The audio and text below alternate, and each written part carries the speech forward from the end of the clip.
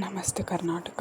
ಬೆಳಗಿನ ಮುಂಜಾವಿಗೆ ಬಿಸಿ ಬಿಸಿ ಕಾಫಿ ಹಿಡಿದು ಬಂದ ಹೆಂಡತಿಯನ್ನು ಕಣ್ಣು ಉಜ್ಜುತ್ತಾ ಇದ್ದು ನೋಡಿದ ಕೃಷ್ಣ ಅವಳನ್ನು ತನ್ನೆಡೆಗೆ ಎಳೆದು ಪಕ್ಕ ಕೂರಿಸ್ಕೊಂಡ. ಇಷ್ಟು ಬೇಗ ಇದ್ದು ಏನು ಮಾಡ್ಬೇಕು ಚಿನ್ನಮ್ಮ, ಸ್ವಲ್ಪ ಮಲಗು, ರಾತ್ರಿ ಎಲ್ಲ ನಿನ್ನೆರಡು ಮಕ್ಕಳು ಮಲ್ಕೋಗ್ಬಿಟ್ಟಿಲ್ಲ ಅನ್ನೋದು ಗೊತ್ತು, ಸ್ವಲ್ಪ ವಿಶ್ರಾಂತಿ ತಗೋ, ನಾನು ನಿನಗೆ ತಿಂಡಿ ಮಾಡಿಕೊಡ್ತೀನಿ ಸರಿನಾ ಎಂದು ಅವಳ ಬಾಡಿದ ಮುಖವನ್ನು ನೋಡಿ ಹೇಳಿದ್ದ. ಎರಡು ಮಕ್ಕಳು ಹುಟ್ಟಿದಾಗಿನಿಂದ ಶ್ವೇತಾಗೆ ನಿದ್ರೆ ಮಾಡಲು ಸಮಯ ಅವಕಾಶ ಸಿಗ್ತಿಲ್ಲ ಎಂದು ಕೃಷ್ಣ ಅರ್ತಿದ್ದ. ಕೂಡು ಕುಟುಂಬದಲ್ಲಿ ಬೆಳೆದ ಹುಡುಗಿ ಈಗ ಒಬ್ಬಳೇ ಎಲ್ಲವನ್ನ ನಿಭಾಯಿಸ್ತಿದ್ಲು. ಶ್ವೇತಾ ತಲೆ ಹಿಡ್ಕೊಂಡು, ಅಯ್ಯೋ ಅದೆಲ್ಲ ಏನೂ ಇಲ್ಲ ಚಿಂಟು, ನಿಮಗೆ ಗೋಡನ್ಗೆ ಲೇಟ್ ಆಗುತ್ತೆ, ಬೇಗ ಎದ್ದೇಳಿ, ನಾನು ತಿಂಡಿನೂ ಮಾಡಾಯಿತು, ಇಬ್ಬರು ಎದ್ದರೆ ಮತ್ತೆ ಗೋಳು ಮಾಡ್ತಾರೆ, ಬನ್ನಿ ಸ್ನಾನಕ್ಕೆ ಹೋಗಿ ಎಂದು ಹೇಳುತ್ತಾ ಕೃಷ್ಣನ ಬಟ್ಟೆಯನ್ನು ಎತ್ತಿಟ್ಟಿದ್ಲು. ಕೃಷ್ಣನಿಗೆ ಅವಳ ಕಷ್ಟವನ್ನು ನೋಡಿ ಮನಸ್ಸಿಗೆ ನೋವಾಗಿತ್ತು. ಅವಳನ್ನು ಹಿಂದಿನಿಂದ ಬಳಸಿದ ಕೃಷ್ಣನ ಕೈಗೆ ಪುಟ್ಟ ಏಟು ಕೊಟ್ಟ ಶ್ವೇತಾ, ಎರಡು ಮಕ್ಕಳಾಯಿತು, ಇನ್ನೂ ಸಾಕಾಗಲಿಲ್ವಾ, ಹೋಗಿ ಸ್ನಾನ ಮಾಡಿ ಎಂದು ನಾಚಿದವಳ ತನ್ನೆಡೆಗೆ ತಿರುಗಿಸಿಕೊಂಡ ಕೃಷ್ಣ ನಗುತ್ತಾ, ನನ್ನೆರಡು ಮಕ್ಕಳಿಗೆ ಆಡೋಕೆ ಪುಟ್ಟ ದೇವತೆ ಬೇಕು ಎಂದು ಕಣ್ಣು ಹೊಡೆದವನ ದೂರ ತಳೆದ ಶ್ವೇತಾ, ಹಬ್ಬ, ಈಗಲೇ ನಿನ್ನ ಮಕ್ಕಳು ನನ್ನ ನೆಮ್ಮದಿ ಎಲ್ಲ ಹಾಳು ಮಾಡಿದ್ದಾರೆ, ಅದು ಅಲ್ಲದೆ ಒಂದು ಕೆಲಸ ಕೂಡ ಮಾಡೋಕ್ಕೆ ಬಿಡ್ತಿಲ್ಲ ಎಂದು ಕೋಪದಲ್ಲಿ ರಾಗ ಎಳೆದವಳನ್ನು ಕೂರಿಸಿ ಅವಳ ಕೈಗೂ ಒಂದು ಲೋಟ ಕಾಫಿಯನ್ನು ಕೊಟ್ಟ. ಮಕ್ಕಳು ಅಂದ್ರೇ ಹಾಗೆ, ಅವರ ಆಟ ಪಾಠದಲ್ಲಿ ಅರ್ಧ ಬದುಕು ಕಳೆಯುತ್ತೆ. ನೀನು ಮಗು ಇರ್ತಾ ಹೀಗೆ ಆಡ್ತಾ ಇದ್ದೆ ಗೊತ್ತಾ, ಅಯ್ಯೋ ನಾನು ಅರ್ಜುನ್ ಇದೇ ಹೆಗಲ ಮೇಲೆ ಹೊತ್ಕೊಂಡು ಗದ್ದೆಯೆಲ್ಲ ಸುತ್ತಿ ಸುತ್ತಿ ನಿನ್ನ ನಗು ನೋಡೋಕ್ಕೆ ಕಷ್ಟಪಡ್ತಾ ಇತ್ತು ಎಂದು ಅರ್ಜುನ ನೆನಪಿಸಿಕೊಂಡ ಕೃಷ್ಣನ ಕಣ್ಣು ಒದ್ದೆಯಾಗಿತ್ತು. ಅದನ್ನು ಗಮನಿಸಿದ ಶ್ವೇತಾ ಮಾತು ಬದಲಾಯಿಸಿದ್ಲು. ಉರಿ, ಸಾಕು ನಿಮ್ಮ ಹಳೆ ಕತೆ, ಈಗ ಬೇಗ ಬೇಗ ಹೊರಡಿ, ಟೈಮ್ ಆಯಿತು ಬೇಗ ಎಂದು ಅಡುಗೆ ಮನೆ ಹೊಕ್ಕವಳ ನೋಡುತ್ತಾ ತಾನು ಮಾಡಿದ ತಪ್ಪಿನಿಂದ ಎಂದು ಶ್ವೇತಾ ಅನುಭವಿಸ್ತಿದ್ದಾಳೆ ಎಂದು ನೊಂದ್ಕೊಂಡ. ಆದರೆ ತನ್ನ ತಾಯಿ ಮತ್ತು ರಾಹುಲ್ ಮಾಡಿದ ದ್ರೋಹ ಅಷ್ಟು ಸುಲಭಕ್ಕೆ ಮರೆಯಲು ಸಾಧ್ಯವಿಲ್ಲ ಎಂದು ಎದ್ದು ಸ್ನಾನಕ್ಕೆ ಹೋದ. ಅವರನ್ನು ಆ ಮನೆಯವರು ಕ್ಷಮಿಸಿರ್ಬೋದು, ಆದರೆ ತಾನು ದೂರದಿಂದ ಅಪ್ಪುತ್ತಾ ಗಟ್ಟಿ ನಿರ್ಧಾರ ಅಂದು ಮಾಡಿದ್ದ. ಶ್ವೇತಾ ಅಳುತ್ತಾ ಅಡುಗೆ ಮನೆ ಕ್ಲೀನ್ ಮಾಡಿದವಳಿಗೆ ಅಣ್ಣನ ನೆನಪಾಗಿತ್ತು. ಅವರಿಗೆ ಹೇಳ್ದೆ ಕೇಳದೆ ಹೀಗೆ ದೂರ ಬಂದು ಮಾಡಿದ ದ್ರೋಹಕ್ಕೆ ಅಣ್ಣ ತನ್ನ ಎಂದಿಗೂ ಕ್ಷಮಿಸೋಲ್ಲ ಎಂದು ಎಲ್ಲವನ್ನ ಶುಚಿ ಮಾಡಿ ತಿಂಡಿಯನ್ನು ಬಡಿಸಿ ಟೇಬಲ್ ಮೇಲೆ ತಂದಿಟ್ಲು. ಅಷ್ಟರಲ್ಲಿ ಮಕ್ಕಳ ಅಳು ಕೇಳಲು ಮೊದಲೇ ಬಿಸಿ ಮಾಡಿದ್ದ ಹಾಲು 2 ಬಾಟಲಿಗೆ ಹಾಕಿ ತೊಟ್ಟಿಲ ಬಳಿ ಹೋದ್ಲು. 2 ತೊಟ್ಟಿಲಲ್ಲಿ ಮುದ್ದಾಗಿ ಕಾಲು ಬಡಿಯುತ್ತಾ ಅಳುತ್ತಿದ್ದ 2 ಗಂಡು ಮಕ್ಕಳನ್ನು ಎತ್ಕೊಂಡು ಹಾಸಿಗೆ ಮೇಲೆ ಮಲಗಿಸಿದ್ಲು. ಅಮ್ಮನ ನೋಡಿದ ಕೂಡಲೇ ಅಳು ನಿಲ್ಲಿಸಿದ ಲವ ಮತ್ತು ಕುಶ ಅಮ್ಮನ ನೋಡುತ್ತಾ ಕಿಲಕಿಲ ನಕ್ಕರು. ಈಗ 6 ತಿಂಗಳಾದ್ರಿಂದ ಆಟ ತುಸು ಹೆಚ್ಚಾಗಿತ್ತು. ಕವಚಿ ಬೀಳಲು ಪ್ರಯತ್ನ ಪಡ್ತಾ ಅಮ್ಮನನ್ನು ಪಿಳಿ ಪಿಳಿ ಕಣ್ಬಿಟ್ಟು ನೋಡಿದ್ದವು. ಶ್ವೇತಾ ಅವರಿಬ್ಬರನ್ನ ನೋಡುತ್ತಾ, ಹೇ, ಇಬ್ಬರು ಬಹಳ ನಾಟಕ ಆಡೋದು ಬೇರೆ ಕಲ್ತಿದ್ದೀರಾ, ಹೀಗೆ ಆಡಿದರೆ ಒಂದು ಕೊಡುತ್ತೀನಿ, ತಗೊಳ್ಳಿ ಹಾಲು ಕುಡೀರಿ ಎಂದು ಅವರಿಗೆ ಗದರಿ 2 ಮಕ್ಕಳ ಬಾಯಿಗೆ ಹಾಲಿನ ಬಾಟಲ್ ಕೊಡಲು ಅವು ಆ ಗದರಿದಕ್ಕೆ ಅರ್ಥ ಆದ ಹಾಗೆ ಹಾಲನ್ನು ಕುಡಿದಿದ್ರು. ಕೃಷ್ಣ ಸ್ನಾನ ಮುಗಿಸಿ ತಲೆ ಒರೆಸ್ಕೊಳ್ಳುತ್ತಾ ಮಕ್ಕಳ ಮುಂದೆ ಕುಳಿತು ಬೈತಿದ್ದ ಮಡದಿಯನ್ನು ನೋಡಿ, ಲೇ, ಅವರಿನ್ನೂ ಎಳೆ ಕೂಸ್ಗಳು ಕಣೆ, ಏನು ಬೈದರೂ ಅವಕ್ಕೆ ಅರ್ಥ ಆಗುತ್ತಾ, ಅದಿರಲಿ,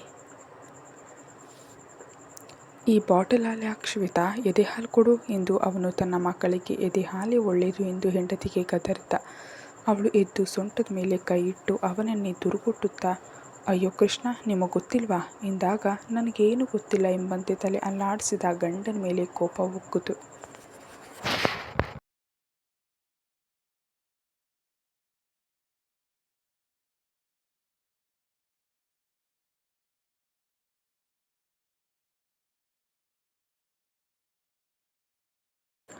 ಅಲ್ಲೇ ಇದ್ದ ಮಕ್ಕಳ ಪೌಡರ್ ಡಬ್ಬ ಎತ್ತಿ ಅವನ ಮೇಲೆ ಬಿಸಾಕಿದ್ಲು. ಕೃಷ್ಣ ಅದನ್ನು ಕ್ಯಾಚ್ ಹಿಡಿದು, ಲೇ ಎಂದು ರೇಗಿ ಅವಳ ಕೈ 2 ಹಿಡಿದ ಹಿಂದೆ ಮಡಚಿ ಮಕ್ಕಳ ಮುಂದೆ ಬರಲು ಲವ ಮತ್ತು ಕುಶ ಕಾಲು ಬಡಿಯುತ್ತಾ ಅಪ್ಪನ ಸಪೋರ್ಟ್ ಮಾಡೋದು ನೋಡಿ ಶ್ವೇತಾಗೆ ಇನ್ನೂ ಕೋಪ ಬಂದಿತ್ತು. ಅವಳ ಕೆಂಪಾದ ಮೂಗಿಗೆ ಮುತ್ತು ಕೊಡುತ್ತಾ, ಹಾಲು ಬರದೇ ಇದ್ದರೆ ಚೆನ್ನಾಗಿ ತಿನ್ಬೇಕು ತಾನೇ, ಬೆಳಗ್ಗೆ ಮಧ್ಯಾಹ್ನ ಉಪವಾಸ ಮಾಡಿದರೆ 2 ಮಕ್ಕಳಿಗೆ ಕಷ್ಟ ಆಗಲ್ವಾ, ನಾನು ನಿನಗೆ ಏನು ಕಡಿಮೆ ಮಾಡಿದ್ದೀನಿ ಚಿನ್ನಮ್ಮ, ನೋಡು, ಈ ಬಾಟಲ್ ಹಾಲು ಕುಡಿದ್ರೆ ಕಷ್ಟ ಕಣೆ, ಮಕ್ಕಳಿಗೆ ಈಗ 6 ತಿಂಗಳಾಯ್ತಷ್ಟೇ. ಅವರಿಗೆ 1 ವರ್ಷ ಆಗೋವರೆಗೂ ಹಾಲು ಕೊಟ್ಟರೆ ಇನ್ನೂ ಗಟ್ಟಿಯಾಗ್ತಾರೆ. ನೀನಿನ್ನೂ ಚೆನ್ನಾಗಿ ಹಾಲು, ತುಪ್ಪ, ಅನ್ನ ತಿನ್ನು ಎಂದು ಗದರ್ದ. ಅವಳು ಕಣ್ತುಂಬ್ಕೊಂಡು ಕೂಡಲೇ ಕೈಬಿಟ್ಟು ಅವಳನ್ನು ನೋಯಿಸಿದ್ದಕ್ಕೆ ಕ್ಷಮೆ ಕೇಳಿ ಅಪ್ಪಿದವನು ಮಕ್ಕಳನ್ನು ನೋಡ್ದ. 2 ಮಕ್ಕಳು ತುಂಬ ಗುಂಡಗಿದ್ರು. ಅದು ಅಲ್ಲದೆ ಅವರ ಬೆಳವಣಿಗೆಯೂ ಚೆನ್ನಾಗಿತ್ತು. ಇನ್ನು ತಾಯಿ ಹಾಲು ಸಾಕಾಗ್ತಿಲ್ಲ ಅನ್ನೋದು ತಿಳಿದು ಅವಳನ್ನೇ ನೋಡಲು ಶ್ವೇತಾ ಮಾತ್ರ ಮೊದಲಿಗಿಂತ ತುಸು ವೀಕ್ ಆಗಿದ್ದು ಕಾಣಿಸ್ತಿತ್ತು. ಅಣ್ಣನ ನೆನಪಲ್ಲಿ, ಮನೆಯವರ ನೆನಪಲ್ಲಿ ಕೊರಗ್ತಿದ್ದಾಳೆ ಅನ್ನೋದು ಚೆನ್ನಾಗಿ ತಿಳಿದಿತ್ತು. ಅದಕ್ಕೆ ಊಟ ತಿಂಡಿ ಬಿಟ್ಟು ಹಾಲು ಬಾರದಾಗಿ ಅವಳ ಆರೋಗ್ಯ ಕೆಟ್ಟಿತ್ತು. ಇದೆಲ್ಲ ಗಮನಿಸಿದವನು ಒಂದು ನಿರ್ಧಾರಕ್ಕೆ ಬಂದಿದ್ದ. ಶ್ವೇತಾ ಅವನನ್ನು ಬಿಗಿದಪ್ಪಿ, ರೀ, ನಾನೇನು ಬೇಕು ಅಂತ ಹಾಗೆ ಮಾಡಿಲ್ಲ, ನನ್ನ ಕ್ಷಮಿಸಿರಿ ಪ್ಲೀಸ್ ಎಂದು ಅವನ ಬಳಿಯಲ್ಲಿ ಕ್ಷಮೆಯನ್ನು ಕೇಳಿದ್ಲು. ಅವನು ಹೆಚ್ಚು ಮಾತಾಡದೆ ಅವಳಿಗೆ ತಿಂಡಿ ತಿನ್ನಿಸಿ ತಾನು ರೆಡಿಯಾಗಿ ಗೋಡೌನ್ಗೆ ಹೊರಡಲು ಮನೆ ಮುಂದೆ ಕಾರ್ ಬಂದು ನಿಂತಿತ್ತು.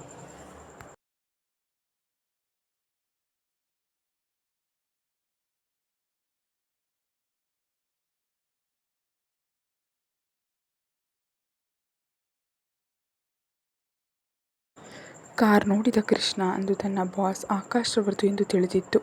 ಓಡಿ ಬಂದು ಕಾರ್ ಹತ್ರ ಬರಲು ಕಾರಿಂದ ಇಳಿದ ಆಕಾಶ್ ಅವನ ಮುಂದೆ ನಗುತ್ತಾ ಕೈ ಕುಲುಕಿದ್ದ.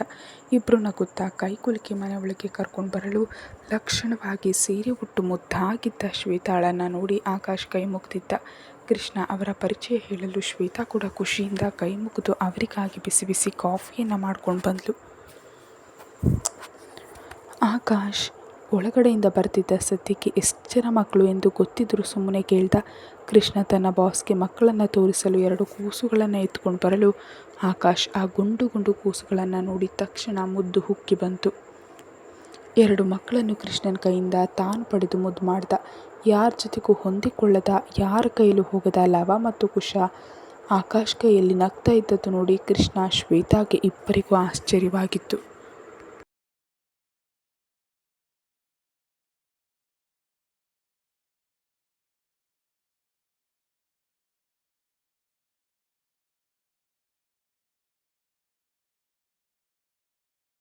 ಆಕಾಶ್ 2 ಮಕ್ಕಳನ್ನು ಬಿಡಲು ಮನಸ್ಸಾಗದೆ ಮಾತಾಡುತ್ತಾ ಅವರೊಂದಿಗೆ ಆಡ್ತಾ ಇದ್ದ ಬಾಸ್ ನೋಡಿ ಕೃಷ್ಣ ಅವರು ಬಂದ ಕೆಲಸವೇನು ಎಂದು ತಾನೇ ಮುಂದುವರೆದು ಕೇಳ್ದ. ಅಯ್ಯೋ ಕೃಷ್ಣ, ಸಾರಿ, ನಿಮ್ಮ ಮುದ್ದು ಮಕ್ಕಳನ್ನು ನೋಡಿ ಬಂದು ವಿಷಯ ಹೇಳೋದಕ್ಕೆ ಮರ್ತೇ ಹೋಯಿತು, ಸಾರಿ. ಮುಂದಿನ ವಾರ ನಮ್ಮ ಮನೆಗೆ ನೀವು ಗಂಡ ಹೆಂಡತಿ ಈ ಪುಟಾಣಿಗಳನ್ನು ಕರ್ಕೊಂಡು ಊಟಕ್ಕೆ ಬರಬೇಕು, ಸರಿನಾ ಎಂದು ಪ್ರೀತಿಯಿಂದ ಆಹ್ವಾನ ಕೊಟ್ಟಾಗ ಶ್ವೇತಾ ಮುಖವನ್ನು ನೋಡಿದ ಕೃಷ್ಣನಿಗೆ ಶ್ವೇತಾ ಹ್ಞೂ ಎಂದು ಕಣ್ಣಲ್ಲೇ ಒಪ್ಪಿಗೆ ಸೂಚಿಸಿದ್ಲು. ಕೃಷ್ಣ ತಾವಿಬ್ಬರು ಬರೋದಾಗಿ ಹೇಳಿದಾಗ ಆಕಾಶ್ ಖುಷಿಯಲ್ಲಿ ಅವನನ್ನು ಅಪ್ದ. ಈ ರೀತಿ ಬದಲಾದ ಆಕಾಶ್ ಸ್ವಭಾವ ನೋಡಿ ಕೃಷ್ಣನಿಗೆ ಆಶ್ಚರ್ಯ ಆಗಿತ್ತು.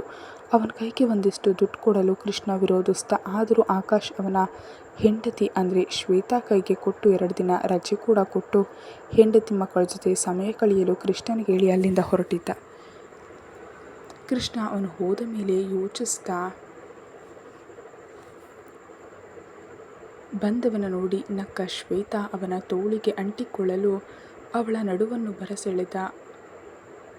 ಅವಳನ್ನು ಅಪ್ಪಿದವನು ಬಾಗ್ಲಾಗ್ತ. ಅಂತೂ 2 ದಿನದ ಮಟ್ಟಿಗೆ ತುಸು ನೆಮ್ಮದಿ ಸಿಗುತ್ತೆ ಎಂದುಕೊಂಡವನು 6 ತಿಂಗಳಿಂದ ಹೆಂಡತಿಯಿಂದ ದೂರ ಇದ್ದದ್ದು ನೆನೆದು ಇಂದು ಹತ್ತಿರವಾಗಲು ಬಯಸಿದ್ದ. ಅವಳ ಕಣ್ಣುಗಳಲ್ಲಿ ಕಣ್ಣಿಟ್ಟ ಕೃಷ್ಣನ ತುಂಟ ನೋಟಕ್ಕೆ ಕಣ್ಣು ತಪ್ಪಿಸಿ ತಲೆ ತಗ್ಗಿಸಿದ ಶ್ವೇತಾ ತುಟಿ ಕೆಳಗೆ ಪುಟ್ಟ ಮುತ್ತೊಂದು ಕೊಟ್ಟು ಇನ್ನೇನು ಅವಳ ಸಿಹಿ ಜೇನ ತುಟಿಗೆ ತುಟಿ ಸೋಕಲು ಲವಕುಶರು ಬೊಬ್ಬೆ ಒಡೆಯೋದು ರೂಮಿಂದ ಕೇಳಲು ಇಬ್ಬರು ನಗುತ್ತಾ ದೂರ ಸರಿದು ಮಕ್ಕಳ ಕೂಗಿಗೆ ಸರಸವನ್ನು ಮರೆತು ರೂಮ್ಗೆ ಓಡಿದ್ರು. ಅಳುತ್ತಾ ರಾಹುಲ್ ಹತ್ರ ಮಾತಾಡಿ ಫೋನಿಟ್ಟ ಪದ್ಮ ಕೃಷ್ಣ ಎಂದು ಕಣ್ತುಂಬಿಕೊಂಡ್ಳು. ಮಕ್ಕಳಿಬ್ಬರು ತನ್ನ ಹತ್ತಿರವೇ ಇರಬೇಕು, ಆ ಸೌಭಾಗ್ಯ ಕೊಡು ತಾಯಿ ಎಂದು ತಾಯಿ ಚಾಮುಂಡೇಶ್ವರಿಗೆ ಬೇಡಿದ ಪದ್ಮ ಜೋಡಿಸಿದ ಕೈಗಳನ್ನು ಚಂದ್ರ ಕೂಡ ಹಿಡಿದು ಬೇಡಿದ್ದ. ಅಮ್ಮ, ಇಷ್ಟು ದಿನ ವಿಧಿಯಾಟದಿಂದ ನಮ್ಮನ್ನೆಲ್ಲ ದೂರ ಮಾಡಿದೆ. ಈಗ ನಾವಿಬ್ಬರು ಒಂದಾದ ಕಾಲಕ್ಕೆ ಮಕ್ಕಳನ್ನು ದೂರ ಮಾಡಬೇಡ ತಾಯಿ. ನಮ್ಮ ಮಕ್ಕಳಿಬ್ಬರನ್ನು ಹಾಗೆ ಅರ್ಜುನನ್ನು, ಈ ಮನೆ ಮಗನನ್ನು ಈ ಗೂಡಿಗೆ ಸೇರಿಸು. ಇನ್ನೇನು ನಮಗೆ ಬೇಡ ಎಂದು ಕಣ್ಣೀರು ಹಾಕ್ತಾ ಬೇಡಲು ದೇವಿಯ ವಿಗ್ರಹದ ಬಲಬದಿಯಿಂದ ಹೂ ಬಿದ್ದಿತ್ತು. ಅದನ್ನು ನೋಡಿದ ದಂಪತಿಗಳಿಬ್ಬರ ಕಣ್ಣುಗಳು ಅರಳಿ ಕಣ್ಣು ಒರೆಸ್ಕೊಂಡು ತಾಯಿಗೆ ಕೈ ಮುಗಿದ್ರು.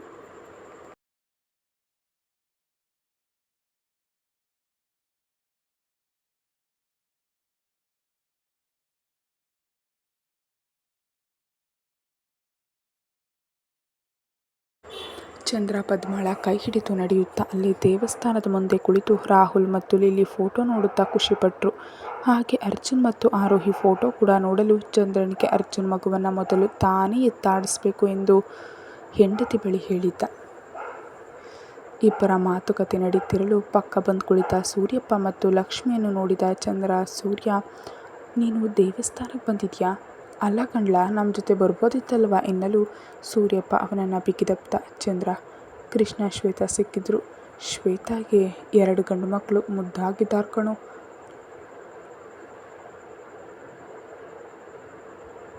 ನನ್ನ ಮಗಳು ಮತ್ತು ನಿನ್ನ ಮಗಳು ನೋಡೋ ಎಂದು ಆಕಾಶ್ ಕಳಿಸಿದ ಫೋಟೋ ತೋರಿಸಲು ಚಂದ್ರ ಪದ್ಮ ಆ ಫೋಟೋಕ್ಕೆ ಮುತ್ತು ಕೊಟ್ಟಿದ್ರು. ಲಕ್ಷ್ಮಿ ಕಣ್ವರಿಸ್ಕೊಳ್ಳುತ್ತಾ, ಅತ್ತಿಗೆ, ಅಂತೂ ನಮ್ಮ ಕುಟುಂಬದ ಕಣ್ಣೀರಿನ ಕಾಲ ಮುಗೀತು. ಅರ್ಜುನ್ ಶ್ವೇತಾ ಒಂದಾದರೆ ಸಾಕು. ಹಾಗೆ ಕೃಷ್ಣನು ಮರಳಿ ಗೂಡಿಗೆ ಸೇರಿದರೆ ನಮ್ಮ ಮೊಮ್ಮಕ್ಕಳು ಮರಿ ಜೊತೆ ಸಂತೋಷದಿಂದ ಜೀವನ ಮಾಡಬಹುದು. ಆ ದಿನ ಬೇಗ ಬರುತ್ತೆ ಅತ್ತಿಗೆಯಮ್ಮ ಎಂದು ಸೆರಗಿನಲ್ಲೇ ಕಣ್ಣನ್ನು ಒರೆಸ್ಕೊಂಡ್ಳು.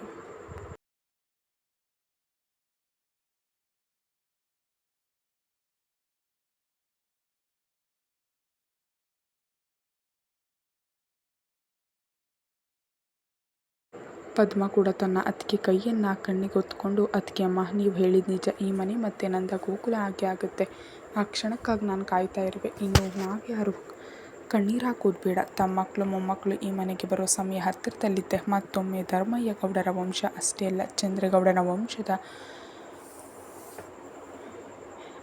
ದರ್ಪದಿಂದ ಮೀಸೆ ತಿರೋ ಹಾಗೆ ಆಗಬೇಕು. ಏನಂತೀರಾ ಚಂದ್ರ? ಅಣ್ಣಯ್ಯ ಎಂದು ಅವನ ನೋಡಲು ಚಂದ್ರ ಮತ್ತು ಸೂರ್ಯಪ್ಪ ಇಬ್ಬರು ತಮ್ಮ ತಮ್ಮ ಮೀಸೆ ತಿರುವಿದ್ರು. ದೂರದಲ್ಲಿ ನಿಂತ ವಯಸ್ಸಾದ ಜೋಡಿಗಳು ನೀಲಮ್ಮ ಮತ್ತು ಧರ್ಮಯ್ಯ ಗೌಡರು ತಮ್ಮ ಮಕ್ಕಳ ಖುಷಿ ನೋಡಿ ತಾಯಿಗೆ ಭಕ್ತಿಯಿಂದ ಕೈ ಮುಗ್ದಿದ್ರು.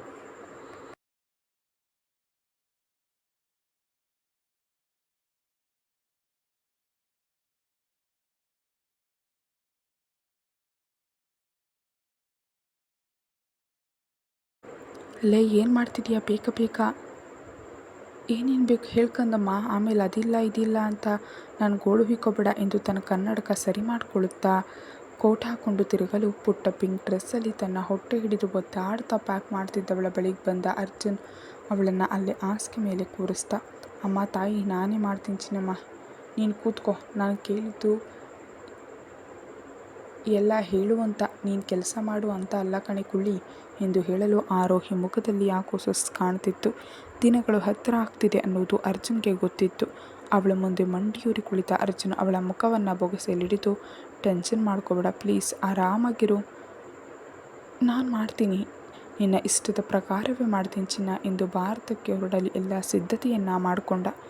ಕತೆ ಮುಂದುವರಿಯುತ್ತೆ. Thank you so much for watching.